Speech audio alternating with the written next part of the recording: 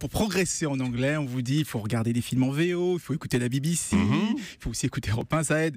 Sauf que parfois, souvent ça parle trop vite à la BBC, on entend un drôle d'accent dans les films et parfois ils ont des sujets un peu loin de nos préoccupations. Donc, pourquoi pas faire une radio en anglais, mais où on parle doucement, avec une élocution adaptée aux Français et surtout avec des sujets qu'ils comprennent, l'OM, Macron, le printemps de Bourges par exemple. Ça, on Donc, comprend. c'est une web radio où l'on parle anglais mais qui est destinée, elle, à un public français. Et une web radio, ça veut dire qu'on l'écoute sur Internet. Exactement, oui, ou à partir d'une application.